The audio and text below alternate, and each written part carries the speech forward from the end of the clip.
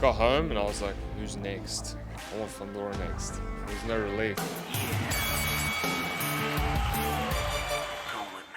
July 19, it's not too far away, Las Vegas. Normally there is a glow and you get this excitement glow, but for you this time it feels like there's laser daggers coming at us. Yeah, it's real just business, you know, like none of this feels like the Harrison fight for me.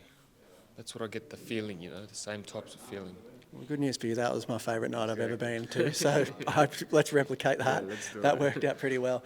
This is the first time you've actually prepared for a rematch. Yeah.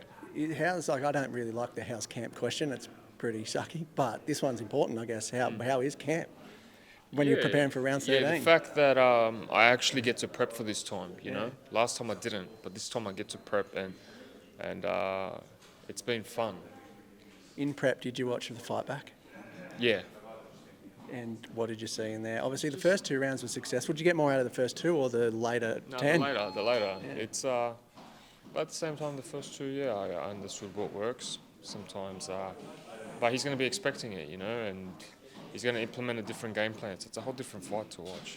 Now, we know, obviously, you love your home of Australia. You've based a camp out of here this time. I know you took a little bit away from Volk, didn't you, from him coming back. Is that been something that you've looked at this camp? Yeah, to a certain extent, yeah. I think Volk's experience of just training here, having everything here, and then coming in for fight night, that's what I'm doing.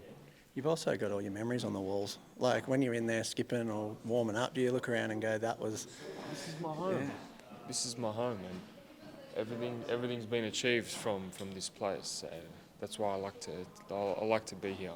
Speaking of, the MGM Grand, an iconic venue, but also the iconic scene of one of the most, like, Australian sport's biggest moments when your dad knocked out Zab Judah, and you're going there. Yeah. The posters are on the wall here for that event. Like, wow. Yeah, it's crazy, you know.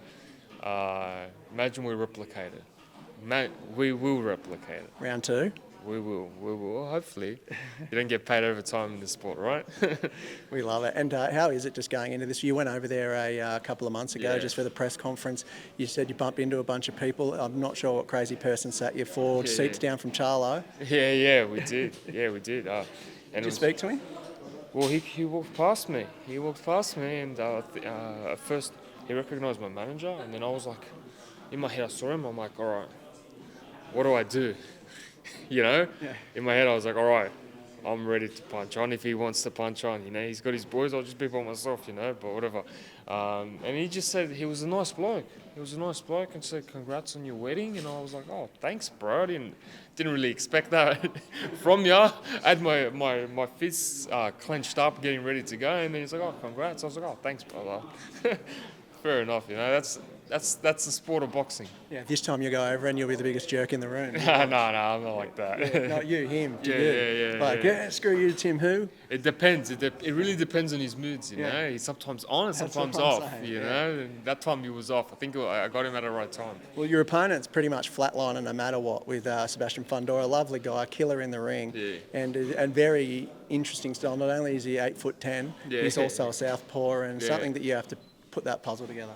Yep, you said it right. Put the puzzle together.